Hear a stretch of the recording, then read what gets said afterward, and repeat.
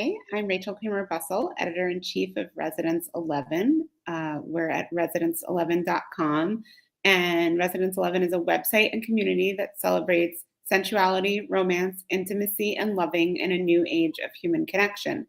In advance of our first live event happening February 11th, the Desire Summit on Sex and Relationships, we're speaking with Desire Summit speaker Erin Tillman. And if you don't know about the summit yet, it will be Saturday, February 11th in Los Angeles, but it will also be live streamed, so you can watch it from anywhere in the world. And you can find out more about it at summit.residence11.com. Erin Tillman is a certified intimacy coordinator, certified sex educator, inclusive dating and consent empowerment coach, and she's also a consultant, author, speaker, and TV, radio, and podcast host based in Los Angeles. Erin is the current executive director of Sexuality nonprofit Sex Positive Los Angeles and is currently serving on the SAG-AFTRA Sexual Harassment Committee. In 2021, Erin's book, The Consent Guidebook, was selected by AASECT, the American Association of Sexuality Educators, Counselors, and Therapists, to receive their 2021 General Audience Book Award. And in 2018, Erin was awarded the Gender Equity Champion Award, presented by the California National Organization for Women. For over 10 years, she has been dedicated to empowering singles in all lifestyle and identity categories to have enjoyable dating lives, relationships, and partnerships through personal development and boundary-setting techniques. We're going to be talking about many of those things shortly, and you can find out more about Erin at thedatingadvicegirl.com. So, also, Erin is going to be speaking with Kevin Patterson at the Desire Summit on the topic of managing jealousy in polyamorous relationships. So make sure you hit subscribe wherever you're watching this so you don't miss out on any of our upcoming interviews. So, Erin, I'm definitely going to ask you about the varied career you have, but before we get to that, I want to know, what did you learn about sex growing up, and how have your views on sex changed from what you were taught, and also how did they change? Oof, well, I mean, like I shouldn't say like so many Americans because I feel like there is a variety of experiences Americans specifically have had depending on what kind of household they grew up in. But just the feeling that in America we don't have the best like sex ed training or teaching or classes, um, especially in school. So, I came from my mom is a retired professor with her doctorate, like super like, teacherly professorial person. So, she knowledge is a big, she wanted me to have knowledge growing up. So, we definitely had like some level of sex talk. I remember her saying something to me along the lines of, always come to me, or always feel like you can come to me if anything happens. Like, if you were to get pregnant, like when I was younger, like a teenager, whatever, like if you did get pregnant, like let me know, like just know you can come to me. So I did feel some level of comfort and safety around that, but there was no real in-depth conversation about like birds and bees. I feel like sex ed in school was a little bit of that, definitely a lot of like sex negative, like you know, STDs, and at the time, STDs, not STIs, STDs, and, pregnancy's scary. And let's watch a birth, and it's horrific to watch. That's when you're 15, right? Whatever. And no real conversation about boundaries and consent. So that was my introduction. Um, I think that if I'm really thinking about, I actually weirdly have not been asked this question in a long time, or maybe ever professionally. And I do feel like if I'm thinking about it now, I'm pretty sure I feel like the feeling I get is that I had nervousness around sex for sure. I was definitely a late bloomer. Um, I was a virgin until I was like 20. I'm pretty open about that. Mhm. So, I mean, I would say that this is how I'll finalize this first question. I feel like a lot of late bloomers I know are more exploratory in a lot of ways. I Mhm. don't know what I would like to have someone do a hypothesis or some sort of like analysis of why that might be. But I definitely know that at this point in my life, I'm definitely more intrigued and curious and open to exploring a lot of different things and lifestyles and communities and things that if we would have had this conversation when I was like, again, 16, 17, 18, I would never have guessed that I would be on this trajectory of this career and exploring a lot of the things under the umbrella of sex positivity that I have been. So yeah, it's very interesting. Are you saying you think in some ways because you didn't really get that as in school, or as you didn't get as much sex education, that it pushed you to want to explore both personally and professionally?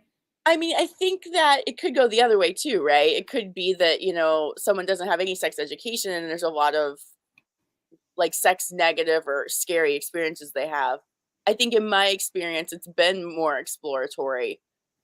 And also, I mean, it depends on the individual. I'm definitely curious by nature. I think being the daughter of a professor, Mhm. I do come with a little like nerdiness just inherently as well. So all of that combined is like, oh yeah, I want to explore this. I want to explore these things. I've also been someone who's always been like just curious about people. I've been only child, and always had a lot of friends around me. Always liked people, wanted to be around a lot of different kinds of people, even from a young age. So I think that plays into this too. It's like just curiosity about people and human nature and what people are interested in. And that person looks like that. I want to go talk to them. Or that person's interested in that thing. I want to go hang out with them. So I think that plays into some of this too. But I do feel like specifically the idea of if someone maybe hasn't had a lot of sexual experiences until later, which later, I think 20 is later for a lot of people. Yeah, especially Um, men. yes, exactly. So I think there is this other experience that happens maybe sometimes. And again, this is not a scientific thing I'm saying, just a hunch. That yeah, we're more because we feel like maybe it took us longer to get to a place that some people got to earlier. We're like more like, yeah, well, we started later, but now we're in it, and now we're like, ooh, Yeah, curious. And maybe because let's bring it on. sorry, again, not a doctor, not a scientist, Yeah, but our yeah, brains are more developed if we are a late bloomer too. So there's more of a deep depth and thought and curiosity about yeah. it. I don't know. But I'm just going on a whole thing. I That don't know. makes sense. So this segues well into what I was planning to ask you next, which is what led you into the sexuality field? And it's been interesting to ask people. I think, I don't think most people go to in high school or even college are being advised like these are the options for careers in sexuality. You largely have to form your own path. So Yes. how did you go from exploring, your personal sexuality to wanting to do this for a living? Yeah, I mean, I guess it does fold in together, like my personal exploration shifting into professional potentially, but it was mostly like okay, so I started, like as you read in my bio, thank you for reading my bio. It's always weird hearing one's bio read by someone else. But thank you. I shifted into this career kind of as I'd done a lot in television, TV, and film. I've been in the TV film industry for 20 years. I about midway through my career, about 10 years ago, I started thinking about wanting to get into like hosting. So I was doing a lot of online red carpet hosting, interviewing, all that kind of stuff. And so my brand at the time, because I was so intrigued of like at the time the double standards between cis men and cis women in monogamous scenarios as to why can't women have all the sex they want? Why are they, put in this category of slut or all the words we could put Mhm. there, society puts there. And so it started off as that, me interviewing celebs and blogging before and this is where I start to sound old. Blogging before blogging was blogging. I Just like understand. I'm 47, so I totally understand. yes, I'm in my early 40s. So yeah, exactly. Yes. So it was like a whole thing of like GoDaddy.com and starting just a website that was just like one page you scroll, right? And then it just kind of the short condensed version of this is that I guess my viewpoint at the time struck a nerve or struck a chord with some people. And so then I got this opportunity to host my own radio show on an independent station here in Hollywood. and they taught me how to run all the equipment in the studio. That was before podcasting. So at the time I was like, there's this thing I'm starting to hear about like people kind of talking like almost like talk radio, but like virtually. And people, I remember at a radio station, people were like, that's never podcast. This is never going to work. And I was like, no, I think there's something to this. And so that's how I started my career. And again, there weren't podcast networks. There weren't, podcast teams. So it was really just me putting stuff out there. And that really did shift my career into a place of sort of professional where I didn't expect it to be my career. It was just like, I was just kind of like, again, chatting about my opinion. And like, I would have been at the time when maybe what an influencer is now in the way and sort of a way. So all that to say, because I was getting more professional opportunities, I started having colleges reach out because they were specifically looking for somebody that isn't a clinician or wasn't a licensed therapist to talk about like their real experiences or like being in the field as a single person. So that actually worked to my advantage professionally initially. And then at some point, I was like, yeah, I actually do want to get some credentials here. I really am fascinated by this. Again, the nerdiness gene tapped in again. And so, yeah, then I got certified as a sex educator. I got different certifications around trauma, and sexuality and identity and various things. And then the Me Too movement happened. That happened at a very crucial point where I felt like I had said everything I had to say about dating, actually. And then the Me Too movement happened. I'm like, oh, wow, now I have a whole other bag of things and ideas and things that are so important to talk about that I want to talk about. So then that kind of restarted my career, the Me Too movement, wrote the book, Consent Guidebook, got some more trainings and certifications. Pandemic happened. I'm condensing it now and fast forwarding. Pandemic happened. And again, I always like to use my time wisely. So I started to hear about this thing called intimacy coordination, which, for those who don't know, that is specifically a newer job in TV and film where when there are nudity and sex scenes or simulated sex scenes or intimacy on a show or in a scene, they bring someone like me who's been trained in various ways to make sure that the boundaries of the actors that the actors aren't crossing each other's boundaries, that the director is not pushing boundaries on the actors. I give the modesty garments, so to cover nipples or genitals or hide different body parts. I also sometimes, if the director is generous, there's sometimes some choreography or directing that happens too. So it's a really fun position. So doing all that now, it's like, wow, I never suspected that would be 10 years ago. I never guessed that this is where I would be. So yeah, I think the last thing I want to say about this is, I don't think I feel like there's like an older business strategy line of thinking, and there's like a newer Gen Z way of thinking. And I feel like I'm at this age where I kind of listen to both camps, but I feel like the older mentality is you gotta like pick a career and focus on it and eat, breathe, sleep it, and don't have any fun. You must like be singly focused. And then Gen Z is like, no, balance and like enjoy the thing you do. And if you don't like it, you should pivot. So I'm like in the middle of this. And so I feel like a lot of my career initially, because I wasn't doing something traditional, as you said, I never expected it to be a full career. And because I was doing other things as well, it didn't seem like, again, based on this older business mentality, it's like, well, of course this isn't going to be my career because I'm not singly focused. I'm doing other things too, and et cetera, et cetera. And there's no real blueprint for what I'm doing either, or wasn't at the time.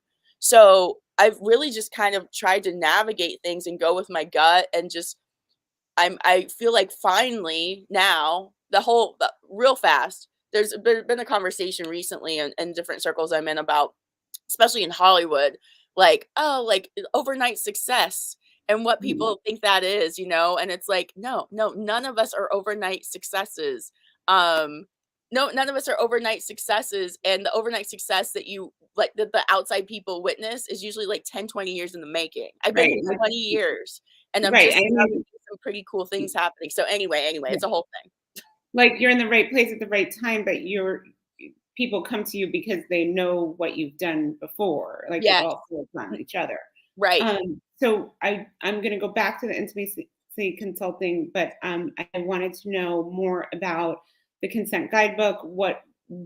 who is it aimed at, and what would you, and can you tell us just more about what's in it, and what are the biggest misconceptions people have about consent? Because I feel like if you say to people, is consent important? Of course, unless they're a monster, they'll say yes. But then when you get into the nitty gritty, people have differing ideas about who and who can consent and when can they consent. And, when there's drugs or alcohol involved, it gets murkier. So, I mean, I think there is a lot to discuss about it, but it's sometimes I think it can be reduced to like, oh, of course, yes, consent, the end. And Right. obviously, can you tell us about how it's more complicated than that? Yeah. I mean, it's a massive conversation, obviously. My book. So again, 2018, Me Too movement happens. It was a really, I feel like I'm somebody, if anyone who knows me knows, like I have a lot of energy naturally, for better, for worse. And so when I get an idea, usually I am extremely ambitious too. Historically, I've been extremely ambitious. So I like have an idea, I want to go with it. So I had this idea about this book. I had all kinds, for anyone who is thinking about writing a book, it's a crazy process. You have a whole range of emotions around it. There's a lot of self-doubt that comes up, at least for most authors I know. There's a I point think where you're that's like, pretty universal. exactly, right? There's like, I don't know personally, I don't know anyone who's written a book that they're like, oh yeah, it's gonna be a huge success and like it's gonna be great and everyone's gonna love it. Like, no. So all that to say, I wrote this book again, kind of pivoting at a moment where my career was pivoting. And, because all the Harvey Weinstein stuff and all the Me Too stuff was happening, I definitely added like another layer of anxiety because it was like all currently still happening while I was writing the book. And so I was very aware that the conversations were gonna change, that the conversation was evolving, that what I was writing in 2018 would probably not, how do I want to say this? Because all these conversations are evolving so rapidly that at some point there's going to be someone who reads my book and is going to be like, I don't know how I feel about that. So, I mean, I had to just kind of let that go and just be like, this is the book I'm writing in this moment now. I can always write a second edition. I can write a different book later. Someone else will write different books, and those will be great too, because if the goal is to advance education around this stuff, it shouldn't just be my book. It should be a bunch of different books, and just we're all adding to the collective conversation, which is I'm definitely a collaborator and someone who likes partnerships. And I'm like, no, it's not just about me. It's like there's a bigger picture here. So all that to say, yeah, the book is basically a crash course guide for people. I think one of the things I did when I was marketing the book is I was definitely heavily emphasizing the fact that I feel like going back to sex ed in school, a lot of people don't even know the basics. We make an assumption in society, again, I guess maybe based on like what we consider to be a good person or decent behavior or golden rule or whatever thing, right? And we just assume that everyone has, there's a meeting of the minds in terms of just, don't hurt, don't cross a boundary or don't hurt somebody, or there's no consensus really. Like there's no blueprint or rule book for any of this, which is why there is so much nuance in my estimation. Like it's not math. Yes, Right. Like, and I mean, like, and this is one celebrity example, but the Aziz Ansari yes, situation, I know a lot of people, and I happen to be friends with a lot of comedians, so a lot of us me too. know him. Um, uh, there were a lot of differing opinions about what that situation meant. And, I think there's also a difference between legal issues and Yes. outcomes and sort of social and moral and ethical considerations, and those aren't always the same. I mean, something might not be illegal, but it still might be what you or I would consider ethically wrong, and like, what does our culture consider ethically okay? So I do think there are nuances, and I think sometimes there are people who are clearly violating someone's consent and don't care. But I do think there's other cases where there may be genuine mixed signals, and so that's why I think your work is so important. Oh, thank you. Yeah, I mean, like I said, this is a massive conversation. I think that what I'll end on is, you know, again, writing this book. I mean, it's definitely it's a crash course boundaries guide for everybody. It's not specifically boundaries for kink. It's because I've had some people say, why isn't there kink in here? I'm like, well, because I wanted it to be something that was more mainstream. And also kink boundaries are a whole that's its own book, right? So yeah, I wanted it to just be like an intro level, like for someone who maybe didn't learn boundaries or maybe had terrible examples of boundaries from family or certain things like that, like just the basics of like getting to know, like really, like, holding others accountable, like figuring out what your boundaries are. Because that's even in my coaching, I do some one-on-one coaching, and that comes up all the time of I don't even know what my boundaries are as a baseline. So that, and then just getting like tips for getting comfortable on like how to express boundaries, because a lot, especially those of us who've been socialized as women, like there's just a whole thing around like don't speak up and don't Mhm. mess things up and all that. So I guess what I want to say to your point, Rachel, you brought up a really important point. I'm not a lawyer. There is a whole conversation um around intoxication and giving consent, especially when it gets to sex and intimacy. That is a separate conversation that's very nuanced. The Aziz Ansari situation, people don't know. Just real fast, it was basically he got lumped into the category of like Cosby and Weinstein and all of them, and basically somebody he went on a date with told a blog, and it essentially boiled down to essentially being more of a bad date situation where they didn't communicate rather than an egregious violation of someone. And so I I mean, do I feel think she felt violated, which is totally valid, but I don't know if that means that he meant to violate. right. And The it's a massive details, but conversation, yeah. but I agree with you. I agree with you so much. Like I hope that he's able, I think he's moving on from it. And I hope he is able to, because I do feel like he got a bad rap. And so within that conversation specifically though, I actually spoke at Cal State LA last year around cancel culture and this idea that and this is again, all these things are so connected, that because there is nuance that maybe not everyone sees in some of these things, then someone could get canceled. Some people absolutely need to be canceled, PS. But some people get canceled because they're lumped in, and we don't have a society where we really know how to deal with the nuances of these things. So it's kind of like, oh, that feels uncomfortable. So let's just put everyone in this bag and put them over here, and there's no path to redemption sometimes. There's no. So again, I want to say again, I think it's really important that I say again that some people I feel like do need to be canceled around these things if there's literally no remorse, no acknowledgement that maybe just possibly someone had a different experience than that person might have had. If there's no willingness to have a conversation to make things better, like certain people probably should be canceled, but other people maybe should get another chance, you know? So Especially, anyway, yeah. that's a massive I mean, conversation. this is a conversation for another time, broader Yeah. thing. But I do think that it goes back to what you were saying about the lack of sex education. A lot of people, but I would say especially heterosexual cisgender men, maybe genuinely haven't received that in education in school or from peers or from partners.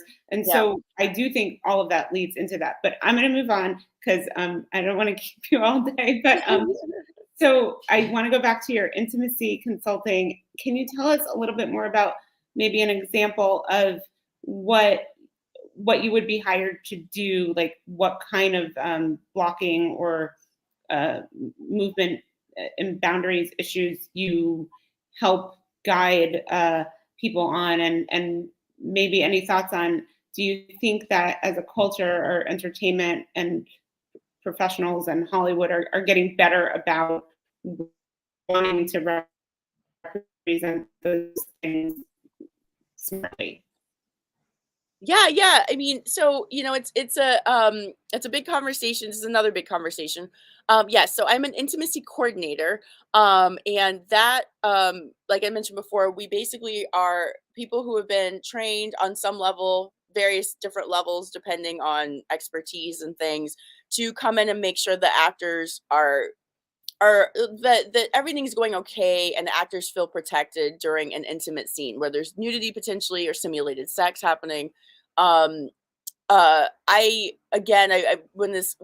when I learned about this position, and again, it's a newer position in the last couple of years since the Me Too movement in TV and film, although it's been happening in theater for decades. The theater world, though there's some problematic things in theater, they've been really good about that through decades. So all this to say, my job, it depends on the production. Like if some productions I've worked on, and I've been very lucky to have had some really great experiences in the last 6 months. In particular, I worked on my first 2 feature films, which I'm super excited about, and a few different network TV shows. I can't say too much about some of the things, but for example, like if I'm on a show and they maybe have had consent issues in the past, that's a very different experience, me going on that set to work, than if it's like a production or a network where they're really excited and it's younger and they totally understand my job and they've not had consent problems in the past.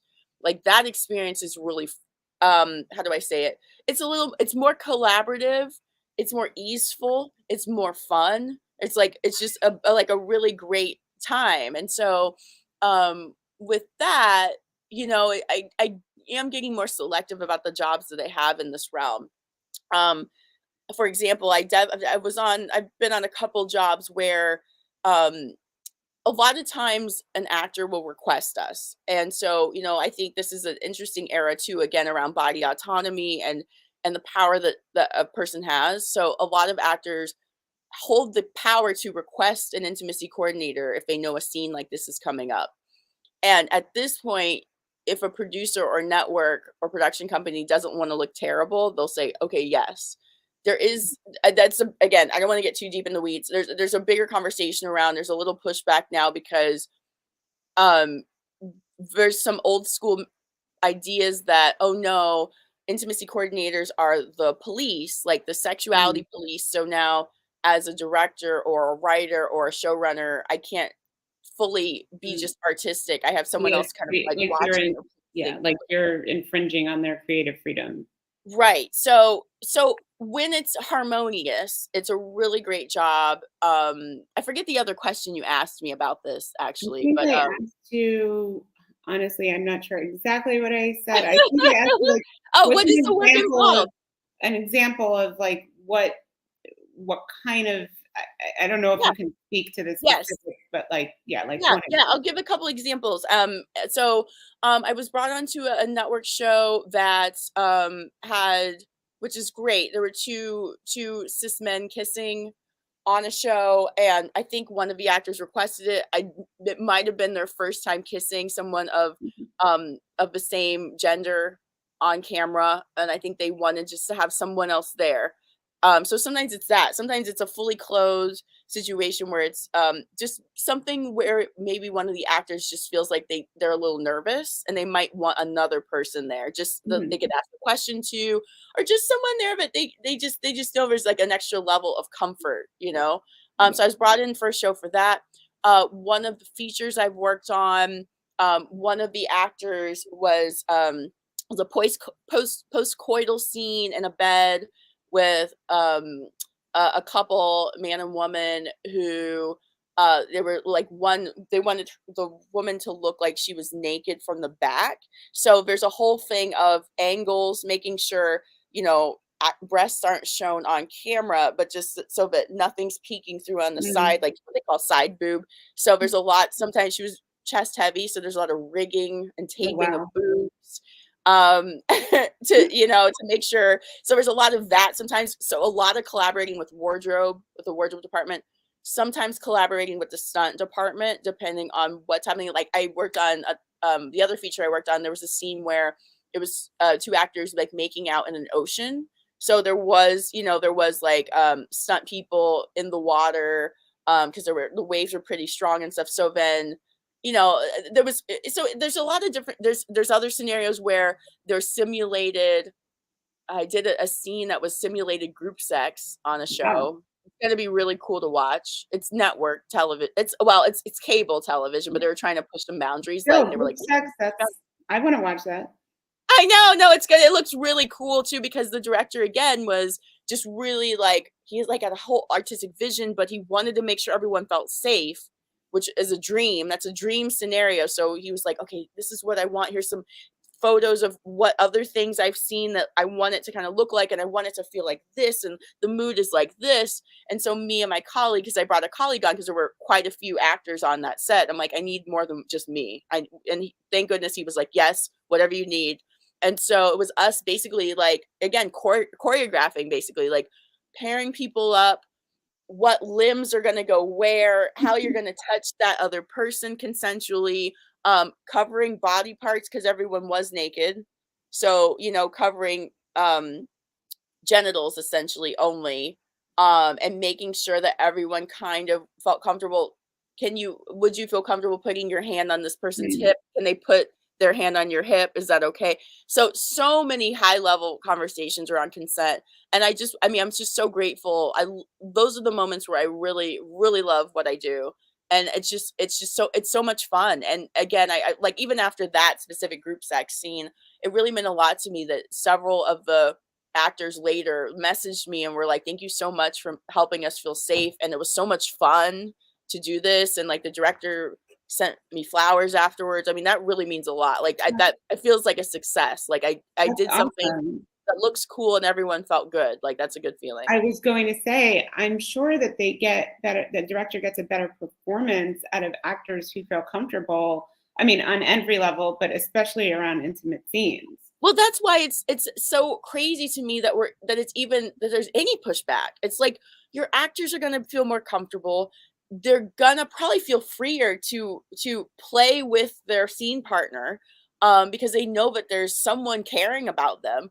So it's just rewriting a lot of old Hollywood rules and just how things have gone. If you think about everything you've ever watched on TV and film, there probably was no one there to make sure the actors are safe. And during the Me Too movement, there were a lot of horror stories about certain very like big movies back in the day that were certain actors and actresses were like, oh yeah, it was fully like violated on that scene that everyone loves. Like it was not consensual at all. And like, anyway, yeah, it's overwhelming. I mean, I'm so glad that people or directors and actors are advocating for that, both, you and your colleagues. Okay. So I want to move on to you're speaking at Desire Summit with Kevin Patterson about managing jealousy in polyamorous relationships. And you're going to obviously delve into that at the summit. But here, I just wanted to know if you have any advice for people who are facing this issue. I think sometimes it can seem like, if you're polyamorous, well, you've already sort of dealt with jealousy once, like it's not something to revisit. And I think like consent, it's something that's it's an ongoing conversation. And also jealousy is an emotion. You can't predict when it's going to happen. So you might think you're okay with something on Monday, and then on Saturday when you're doing something, you might feel it, and you can't tell someone, well, you said that you weren't jealous. So yeah, do you have any advice for people in various stages of polyamory, or various aspects of polyamorous relationships on how to maybe just discuss polyamory and just discuss jealousy and make sense of it?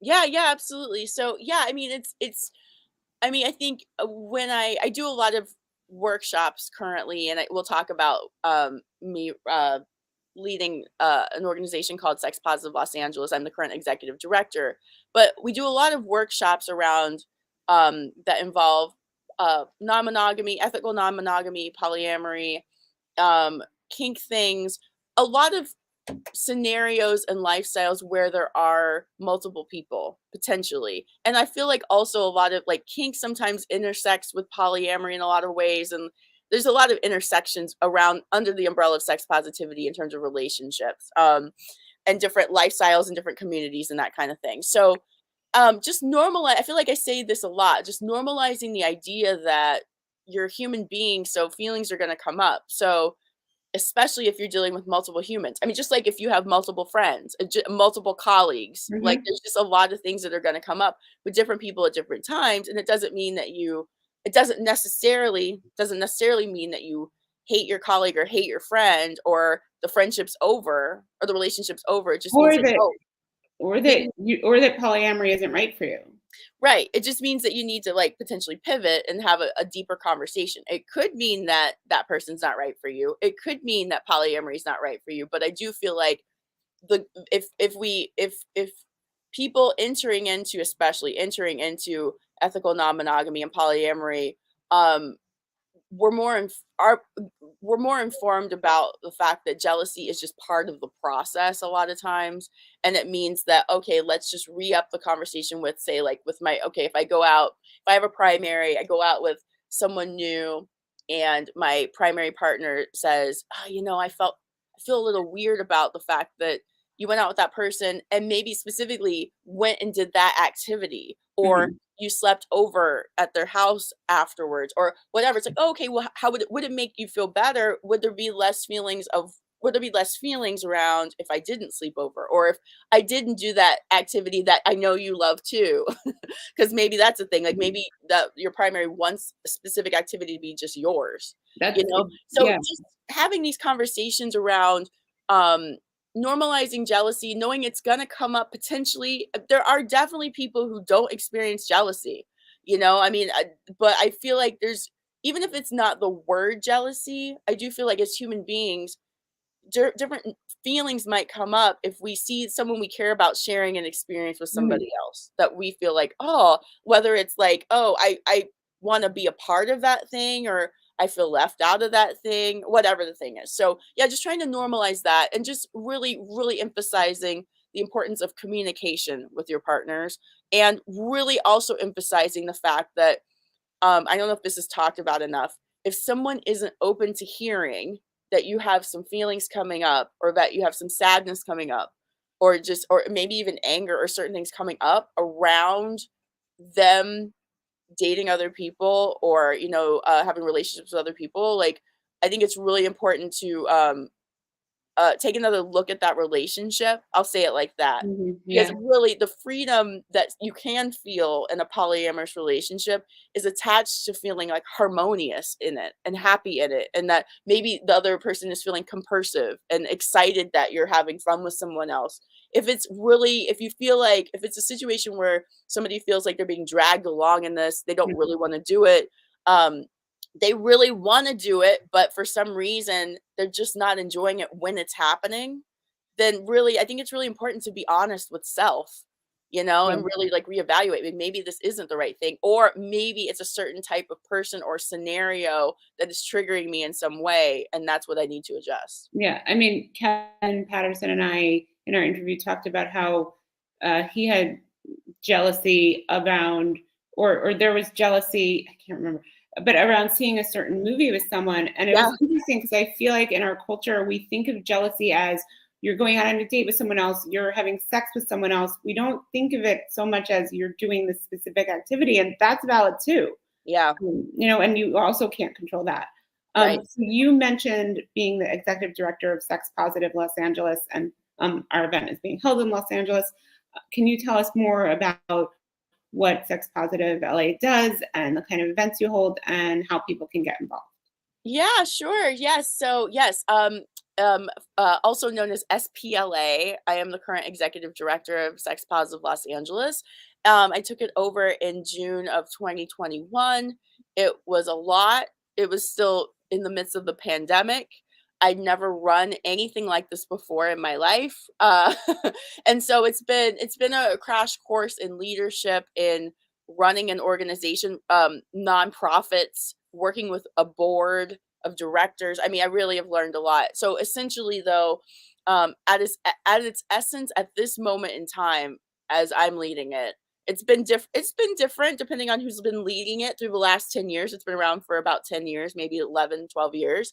And basically, the goal is to bring events that help empower people to explore um, identity, body positivity, consent and boundaries, kink, um, ethical non-monogamy. So anything kind of under the umbrella of sex positivity. We are a membership nonprofit, so nobody gets paid to run this thing. That I think is really important that people know, because it's not like it's a for-profit Mhm. It's different. Like everyone who's on my board and my strategic team and facilitates events all have other careers. I'm basically the only one in the organization at a high level that whose career is sex education. So everyone else has a full-time job and stuff. So they're just because they really believe in education around and education and empowerment around sexuality and all the things connected to sexuality, they donate their time essentially to help me run events and things. So what kind of events we do?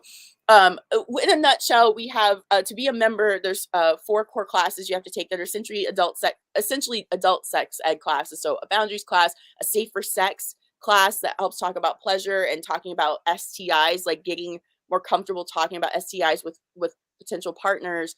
There's an allyship and anti-racism class that's put on by our parent organization, Sex Positive World, that I'm so proud of. I helped develop that class. What else? Orientation, which is like an intro to sex positivity. So there's a lot of people that come to into our organization and come to our events, and actually that come to me for coaching, knowing my brand, who are really trying to figure out who they are, what they want.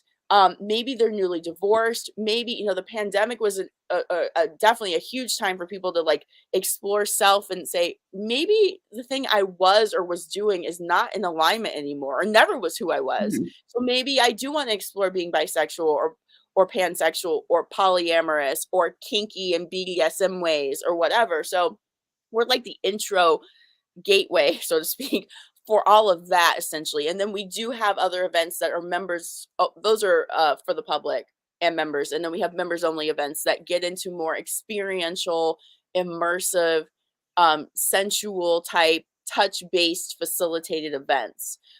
So yeah, membership is super cheap. Check us out on Sex Positive losangeles.org. .org? .org. Yeah, Sorry. I just looked I it up. was like, is it org? It is. Yeah, and so we have a lot of events posted on our website, and yeah, it's. I'm very proud to be leading this organization. Awesome. And what are you working on next?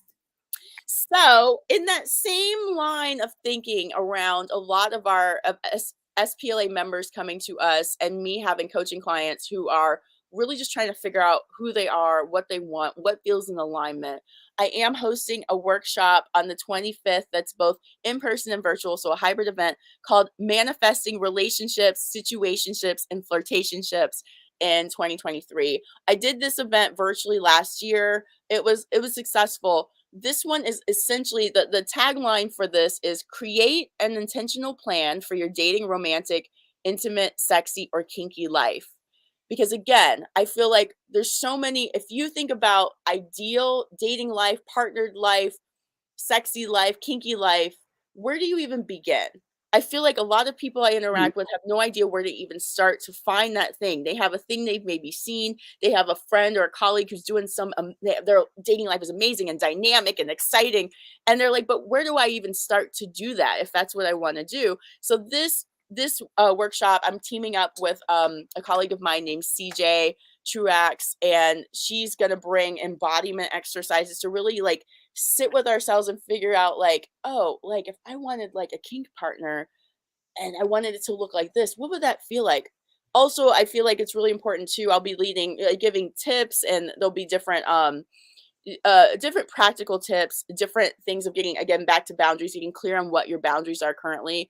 What kind of relationship are you into? There's also going to be a big piece that I feel like is very important of letting go of past relationships and Mhm. the way that past partners maybe have seen you in the past. Because I feel like a lot of times we bring in, oh, well, I'm this, or historically my dating life has been terrible, or people aren't attracted to me, or and it's like that's that. I feel like so many of us have gone through a massive evolution again, especially since the pandemic. And so that you really like have someone kind of guide you through like where you are now and where you want to be. So yeah, I'm very excited about this event. It's on the 25th. Again, it's hybrid in person if you're in LA, but if you're not in LA, great, because it's going to be virtual too. And it'll just be a really great way for us all to come to a place where we can get really intentional, essentially we'll be creating kind of like a user manual, like a self-user guide, where I'll be prompting you to write down things and really, and CJ will be prompting you to sit with yourself to figure out what feels in alignment and what you're excited about. Like what's going to make you excited? What kind of connections are going to be exciting for you?